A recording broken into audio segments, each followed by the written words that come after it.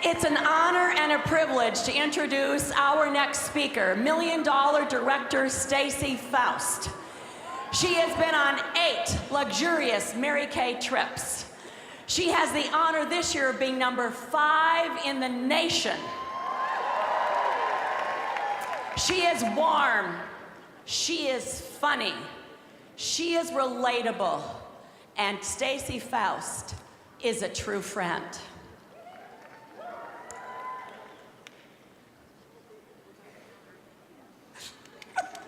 They're just going backwards a little bit, so be patient.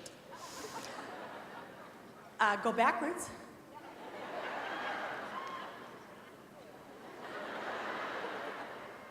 This is the official introduction. My first one was the unofficial. Independent Senior Sales Director Stacey Faust has been a top 10 sales director nationwide. She was a runner-up to the Queen of Unit Sales and the Queen of Unit Sales for her seminar. She led her unit to the $1 million Circle of Excellence 2 times. Her highest monthly check has been over $19,000. She has received the highest honor in Mary Kay when she was named the annual Misco gift for her seminar in 2013. Ladies and gentlemen, please welcome Independent Senior Sales Director Stacey Faust.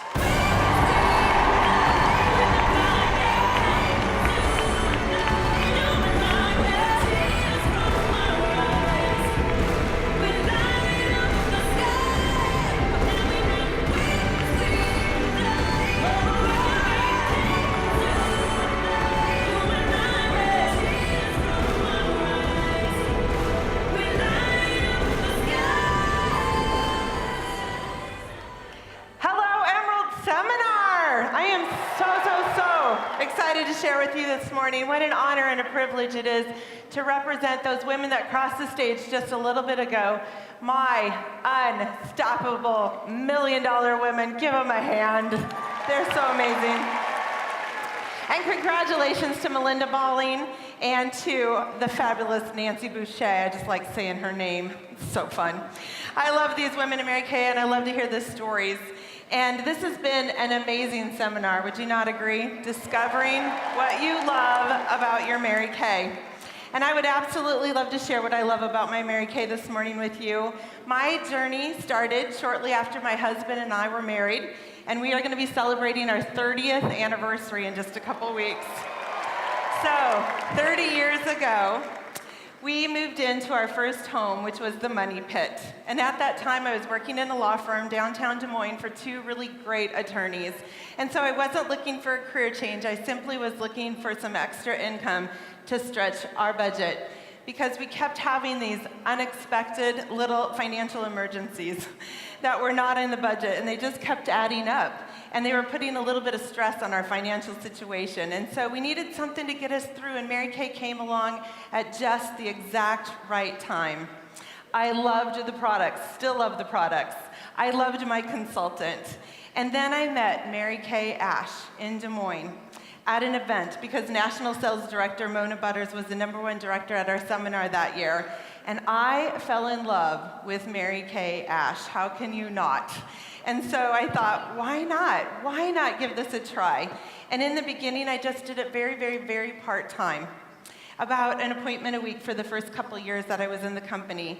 And it was enough to get us out of that tight spot, pay off some of our debts, and do some things with our home that we had wanted to do when we first moved in, but it was just not possible. And then something really crazy happened. I was doing a facial, and this gal asked me, "Do you think I could do what you do?" I was not sharing the Mary Kay opportunity at that point, something I really, really do not recommend. And so she joined my team, and I realized that, hey, there are some women out there that would maybe just enjoy doing what we do. And so I started sharing with everyone. And when I say everyone, I mean everyone. A year later, I left my job at that law firm, and I earned the use of my first career car with Mary Kay. And a year later, I became an independent sales director with Mary Kay. Team building changed my life. I love this position of independent sales director. This position has allowed me freedom to work from home, be a work-from-home mom, and earn an executive income. And it has also given me the opportunity, or my husband the opportunity, to stay at home when our kids were small. We both were at-home parents, and also change into a career that he enjoyed just a little bit better. And most currently, it is allowing us to pick up and move closer to my parents in Arizona this fall. And so, both of our daughters are now out of high school. Our youngest is going off to college, and we've wanted to do this for a very long time. So freedom and flexibility that I've experienced through this business is my favorite part. But all of that did not come without a little fear and trepidation. In the beginning, my biggest fear, what would women think of me? Anyone? I mean, I had very few friends at that time because I was fairly new to the Des Moines area, and I just didn't want them to think, oh, she just wants to sell me something. Anybody relate to that? How I overcame that really was a divine appointment. My girlfriend from high school was coming to visit me, and I asked her to have a facial and give me her opinion of the products. She went gaga over the products, and I realized that some women need us, and some women want us. Julie had just bought a bunch of products at the department store just a couple weeks before that, but she was so excited about Mary Kay. She just went on and on about how great the products were, how great the prices were. We have what women want. We have a great service, we can build relationships, and there are women out there right now praying for you. Maybe not praying for you specifically, but praying for what you have to offer. A foundation that matches their skin, a skincare that can cure a myriad of their issues. We have an opportunity that can help people out of a tight spot in their budget. Give them amazing girlfriends, freedom. We have it all. And we cannot worry about the no's. We cannot worry about the no's. Just keep looking for the yeses. There are more than enough yeses out there to build a business. Yeses lead to more yeses. Don't worry about the no's. I am living proof of that. I started in Des Moines with about 6 women that I knew. And starting with those 6 women and asking them to have parties, today my unit spans the country, and that's all before Facebook and social media. So the question is, are we asking enough women to find the yeses that we need to build our business? I also love my Mary Kay because of how I have grown personally. Oh, can we count the ways?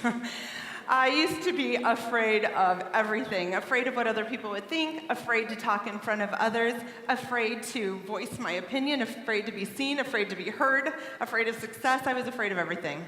And this business has given me confidence and freedom from fear. You're around such amazing people all the time that love on you and tell you can do it. And pretty soon you're doing things you never thought you could do. And the best part of that is you're doing things that you never thought you could do, and you're enjoying doing them. Christine Denton-Boyko, Queen a couple years ago. I remember when you were Queen and you talked about being fearless. Every word you spoke resonated with my being because that is what Mary Kay has done for me, and I know I can handle anything that comes my way. Thank you to my Mary Kay training. I love this business, Mary Kay's mission, enriching women's lives, and my life has been so enriched, and so has my family's.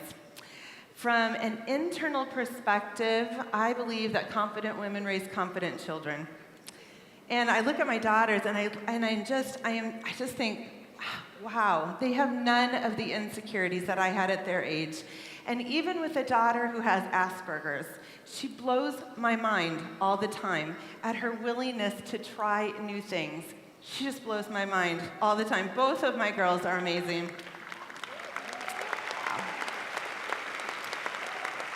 And from a financial perspective, it's given us a lot of choices. Maddie's going to go to Iowa State University, stay in Iowa. And she will, Iowa State grads, she will graduate in 4 years debt-free. And my oldest daughter, Taylor, she is facing an $18,000 jaw surgery this year. And that's after insurance. And I just think, we can't control unexpected incidences like that. And I think, what do most families do on a fixed budget these days? No wonder debt is still increasing. And we have a way that can free families financially. We cannot keep this to ourselves. So what advice would I give you this year as you look forward to the next seminar year? Don't think too hard. Don't think too hard. And that's pretty funny coming from a thinker. I have to think everything to death. And I think that's just the problem. Thinkers, would you not agree? Yes. And so I want to ask you to trust your heart a little bit more. I trust my heart a lot more than my head these days, and I certainly make mistakes still. But my heart tends to lead me in the right direction more often than my head. So if you're a thinker, just trust your heart. And I would also say trust the process. We're given everything we need to be successful, and we're in the driver's seat. Connect with your directors and your sister consultants, and you will figure this out for yourself, I promise you. Those phenomenal women that are out there, like iron sharpens iron. And there's a couple of women that I want to recognize at this Emerald Seminar that are my iron. National Sales Director, Mona Butters. I can't believe you're retiring this year, but I want to thank you. Thank you publicly for all that you poured into me over the last few years. Thank you for being #1 at that seminar, or at that seminar so that you could bring Mary Kay Ash to Des Moines. You've come into my life at just the right moment so many times and spoken just the right words of affirmation and belief into me. This woman, bar none, is the best at pouring belief into women and also painting the vision for women. She is amazing. I love you, Mona. Thank you. And Mona brought a very special woman to Des Moines this year that impacted me in a new way, National Sales Director Natalie Prevette-Jones. I want to thank you. Thank you for taking the time to not only give 100%, but like 200% when she came to Des Moines, and finally giving me a strategy that I could absolutely wrap my brain around, which has, in turn has given me a new vision. Thank you, Natalie. You are a Mary Kay angel. And my juicy girlfriends. Where are my juicy girlfriends? These are top directors in Mary Kay. We get together once a month on a conference call and inspire, connect, train, teach, and pray for each other. I would not be where I am today without my juicy girlfriends. Thank you, guys. Who are you hanging around with? Are they iron? They may irritate you from time to time, but deep down inside, you know that they are speaking the truth in love. Find them. They are like pure gold. I hope you have discovered or rediscovered what you love about Mary Kay this year at Seminar 2014, and I hope you discover the champion's heart inside of you. I think it's pretty wonderful that Mary Kay gifted us this necklace last month. Did you get yours? I wear it all the time as a constant reminder that I have the heart of a champion inside of me, and so do you. We're called to be champions, ladies, and I want to share one last story with you. I sent for the bio for the $1 million promo a picture of my dad speaking at my director debut. I love my dad.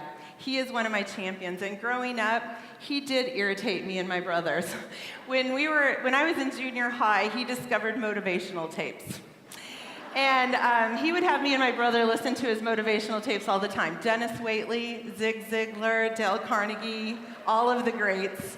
I still have those cassette tapes. I have nothing to play them on, but I cannot part with them. And so when I debuted as a director, I automatically knew who I wanted to speak at my debut, my dad. And you gotta know, as wonderful as my dad is, he can be a little bit of a loose cannon from time to time. And he would not tell me what he was going to talk about at my debut. And when he got up to share, he shared a story I'd never heard him share before. And it was a story of when I learned how to ride a bicycle. You see, unbeknownst to me, he and my mother were in the kitchen window watching me learn how to ride my bicycle. And they thought it was absolutely hysterical to watch me ride my bicycle. And I had no idea they were in that window until the day he shared at my debut. They had gotten me this ginormous red bicycle. It was ginormous to me at the time. I was probably all of 4 or 5 years old. It was probably about this tall. But it was ginormous. And we lived on a hill. And you have to know,